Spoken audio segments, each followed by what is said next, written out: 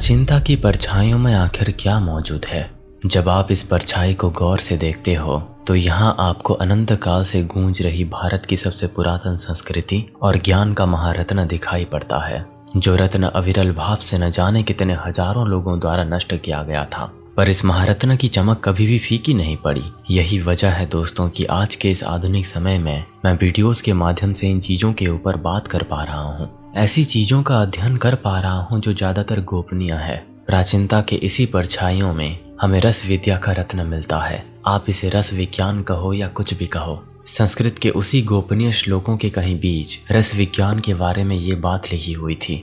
रसः जीवनस्य मूलम, रसः प्राणस्य धारकम, रसः सत्यमयो बिंदुः यत्र ब्रह्मं विलयते। अर्थात रस जीवन का सार है, प्राण का पोषक है, सत्य की शाश्वत बूंद है तथा ये पवित्र अमृत है जिसमें परम वास्तविकता ब्रह्म विलीन हो जाती है। रस विज्ञान और ब्रह्मचर्य के बीच आखिर ऐसा क्या संबंध है? इस गूढ़ ज्ञान को जानने से पहले रस के इस महाविज्ञान को थोड़ा और गहराई से समझना होगा। तो चलिए दोस्तों, बिना देरी के इस वीडियो को शुरू करते हैं।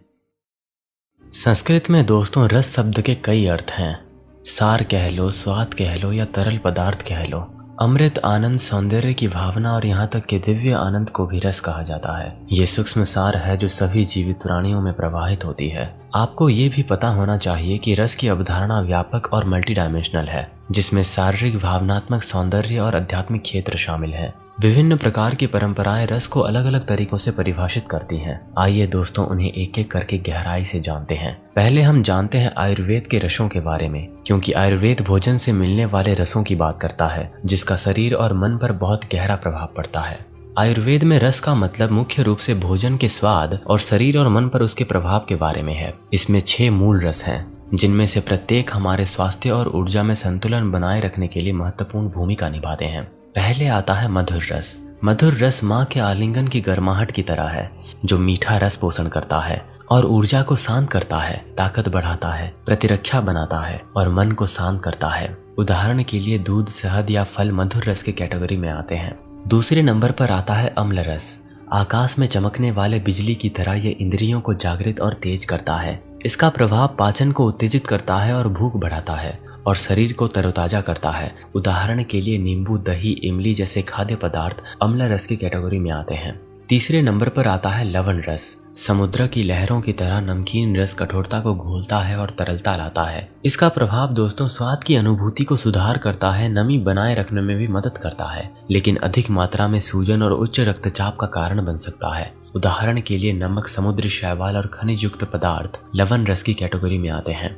चौथे नंबर पर आता है कटु रस। परिवर्तन की आग की तरह ये जुनून और चयापचय को प्रज्वलित करता है। इसका प्रभाव दोस्तों रक्त संचार बढ़ाता है, विषाक्त पदार्थ को साफ करता है और बुद्धि को तेज करता है, लेकिन अगर इसको अत्यधिक मात्रा में लिया जाए तो ये जलन पैदा कर सकता है। उदाहरण के लिए मिर्च, अदरक और लहसुन जैसे खाद्य पदार्थ कटु रस की कैटेगरी में आते हैं। पांचवें नंबर पर आता है दोस्तों तिक्त रस। ऋषि के ज्ञान की तरह कड़वा रस भीतर से शुद्ध और पवित्र करता है। एक तरीके से आप समझ लीजिए कि ये शरीर को डिटॉक्स करता है, अतिरिक्त गर्मी को कम करता है और दिमाग को तेज करता है। जैसे कि नीम, हल्दी, करेला, मेथी जैसे खाद्य पदार्थ तिक्त रस के कैटेगरी में आते हैं। और आयुर्वेद की इस रसों में आखिरी में आता है दोस्तों कषाय रस। योगी के अनुशासन की तरह ये सिकुड़ता है और मजबूत करता है। इसका प्रभाव दोस्तों घाव भरने में मदद करता है, अतिरिक्त तरल पदार्थ को कम करता है और स्थिरता प्रदान करता है, जैसे कि चाय, दाल, अनार और कच्चे फल। ये सब कषाय रस के कैटेगरी में आते हैं। तो ये थे दोस्तों आयुर्वेद के कुछ रस जो स्वादों से जुड़े थे। और ये बात याद रखना दोस्तों कि ये रस स्वाद से ही जुड़कर मन और शरीर पर प्रभाव डालते हैं। चलिए अब आगे बढ़ते हैं दोस्तों नाट्य शास्त्र की ओर। नाट्य शास्त्र हमें भावनात्मक रसों के बारे में बताता है, जिसको आज हम साहित्य जगत में 9 रस भी कहते हैं। हालांकि आधुनिक साहित्य में आज 11 रस हो चुके हैं, लेकिन हम नाट्य शास्त्र के अकॉर्डिंग जानेंगे सौंदर्य शास्त्र या नाट्य शास्त्र के 9 रस। पहले आता है दोस्तों श्रृंगार रस, यानी कि प्रेम और सौंदर्य। शांत तालाब में कमल के पहले खिलने की तरह ये आनंद और आकर्षण जगाता है। उदाहरण के लिए कृष्ण की रास लीला कह लो या रूमी की कविता कह लो, जो श्रृंगार के रसों से भरपूर है। दूसरे नंबर पर आता है हास्य रस, यानी कि जो खुशी और हंसी कह लो, एक बच्चे की बुदबुदाती हंसी की तरह ये दिल को बहुत हल्का कर देता है। जो भी कॉमेडी या चंचल मजाक जो भी हम करते हैं वो हास्य रस में प्रकट होता है। तीसरे नंबर पर आता है करुण रस, यानी कि करुणा और दुख। सूखी धरती पर गिरने वाले शांत बारिश की तरह ये आंसुओं के माध्यम से उपचार लाती है। रामायण में माँ सीता का दुख कह लो या कालिदास के नाटकों जैसा दुखद साहित्य कह लो, ये सब करुण रस का प्रतीक है। यानी कि रोष, गुस्सा और विनाश एक उग्र तूफान की तरह जो अपने रास्ते में आने वाले हर एक चीज को उखाड़ फेंकता है और भयंकर परिवर्तनकारी है। उदाहरण के लिए शिव जी का तांडव कह लो या महिषासुर के खिलाफ माता दुर्गा का क्रोध कह लो, ये सब रौद्र रस के उदाहरण हैं। 5वें नंबर पर आता है दोस्तों वीर रस, यानी कि वीरता, पराक्रम या साहस कह लो। युद्ध के मैदान में खड़े शेर की तरह ये शक्ति और आत्मविश्वास को बिखेरता है। उदाहरण के लिए महाभारत के अर्जुन और कर्ण की कल्पना करो। 6ठे नंबर पर आता है दोस्तों भयानक रस, डर और खौफ। बिजली गिरने से पहले की खौफनाक खामोशी की तरह ये रीढ़ की हड्डी में सिहरन पैदा करता है। उदाहरण के लिए भूतों की कहानियां या डरावनी फिल्में कह लो। 7वें नंबर पर आता है विभत्स्य रस, यानी कि घृणा और अस्वीकृति। एक सड़े हुए फल की तरह जो पेट को खराब करता है, वो घृणा और चेतावनी देता है। उदाहरण के लिए भ्रष्टाचार का दृश्य या फिर युद्ध और पीड़ा का चित्रण। 8वें नंबर पर आता है दोस्तों अद्भुत रस, यानी कि आश्चर्य हो जाना या विस्मय हो जाना। जैसे कोई बच्चा पहली बार विशाल रात्रि के आकाश को देखता है, ये उसके मन का विस्तार करता है। ब्रह्मांडीय सत्य की खोज कह लो या महाकाव्य का चमत्कार कह लो या फिर काल्पनिक कहानियां कह लो, ये सब अद्भुत रसों से भरपूर है। और आखिरी नंबर पर आता है दोस्तों शांत रस, यानी कि शांति और निर्मलता। एक गहरी पहाड़ी झील की शांति की तरह ये शुद्ध और अडिग है। उदाहरण के लिए बुद्ध का महाज्ञान कह लो या ऋषियों का महाज्ञान कह लो। ये थे दोस्तों नाट्य शास्त्र के 9 रस जो मन और भावना से जुड़े होते हैं और जिनको हम अपने आम जिंदगी में भी पल पल महसूस करते हैं और परिप्रकाश करते हैं। अब हम आगे बढ़ते हैं दोस्तों भक्ति योग के 5 आध्यात्मिक रसों की ओर। भक्ति योग में रस पंच रस का प्रतिनिधित्व करते हैं, जिसके माध्यम से एक भक्त ईश्वर की ओर जुड़ सकता है। आध्यात्मिकता के इस पंच रस में पहले आता है शांत रस, जिसको आप तटस्थ भक्ति कह लो। ईश्वर मौन का प्रतीक है दोस्तों, शांति का प्रतीक ही ईश्वर है। एक साधु की शांति की तरह एक व्यक्ति ईश्वर की प्राप्ति तभी कर सकता है जब उसके भीतर शांत रस का आगमन होगा। दूसरे नंबर पर आता है दास्य रस, यानी कि ईश्वर की सेवा करना। जैसे हनुमान जी ने श्री राम की अविचल सेवा की, ईश्वर की इच्छा के प्रति समर्पण करना ही दास्य रस कहलाता है। तीसरे नंबर पर आता है सख्य रस, यानी कि ईश्वर से मित्रता। जैसे अर्जुन और कृष्ण का बंधन, ईश्वर को एक साथी और मार्गदर्शक के रूप में देखना ही साख्य रस कहलाता है। चौथे नंबर पर आता है वात्सल्य रस, यानी कि ईश्वर के प्रति माता पिता का प्रेम।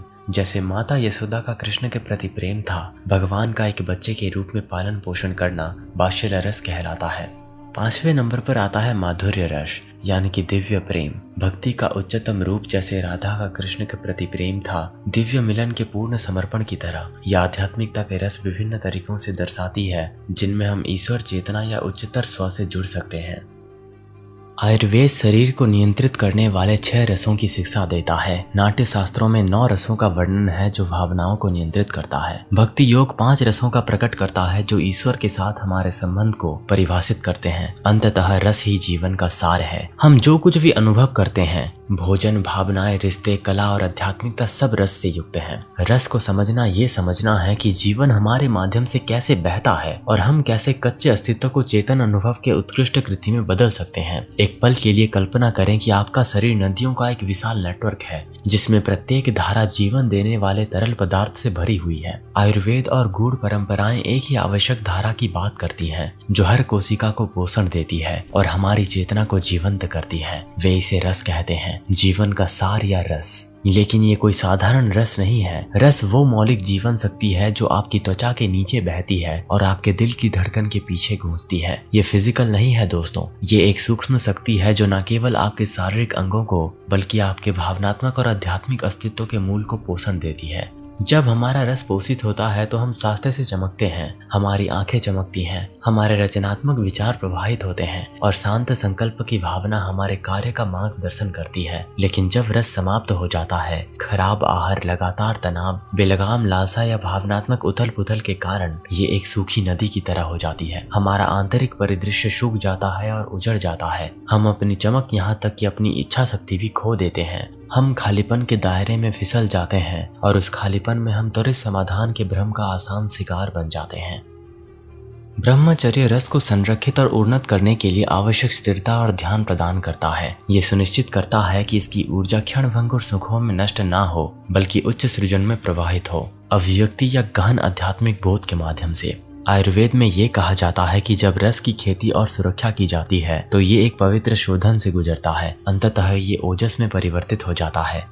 ये प्रक्रिया हमें ये दर्शाती है दोस्तों कि कैसे यौन ऊर्जा, भावनात्मक ऊर्जा और यहाँ तक कि संवेदी ऊर्जा ब्रह्मचर्य के माध्यम से उच्च चेतना में परिवर्तित किया जा सकता है। ब्रह्मचर्य के बिना रस बिखरा हुआ है, सुखों में अत्यधिक लिप्तता, अस्वस्थ आदतों और नासमझी के कारण समाप्त हो जाता है। ये कच्चा अपरिकृष्ट रहता है और हमारे अस्तित्व की गहरी परतों को पोषण देने में असमर्थ होता है। ब्रह्मचर्य के साथ दोस्तों रस परिपक्व होता है और मजबूत होता है और अंततः तेजस यानी कि मानसिक प्रतिभा और ओजस यानी कि आध्यात्मिक जीवन शक्ति में बदल जाता है। शरीर भी स्वस्थ हो जाता है, दिमाग तेज हो जाता है और आत्मा अधिक जागृत होता है। इसी प्रकार दोस्तों रस विज्ञान और ब्रह्मचर्य अलग अलग अनुशासन नहीं है, बल्कि एक ही सिक्के के दो पहलू हैं। एक जीवन का सार प्रदान करता है, जबकि दूसरा इसे महानता की ओर निर्देशित करता है। यह आंतरिक दुनिया की खोई हुई कीमिया है और ये ज्ञान अनंत ऊर्जा को खोलने की कुंजी थी। तो मैं ये उम्मीद करता हूँ दोस्तों कि आप मेरी बात समझ गए होंगे। अगर आप ज्ञान को और गहराइयों में समझना चाहते हो तो आप मेरे स्पिरिचुअल प्रोग्राम के साथ जुड़ सकते हो, जो 10 फरवरी से 24 फरवरी के बीच है, जिसका नाम है असतो मा सद्गमया, यानी कि असत्य से सत्य की ओर। इसके लिए आप मुझे इसमें ईमेल या व्हाट्सएप पे टेक्स्ट कर सकते हो। और अगर आप मेरी इन 2 ऑडियो बुक को सुनना चाहते हो तो इसका लिंक मैंने नीचे दे दिया है। तो मिलते हैं दोस्तों अगले वीडियो में एक नए टॉपिक के साथ। आपका मूल्यवान समय देने के लिए धन्यवाद।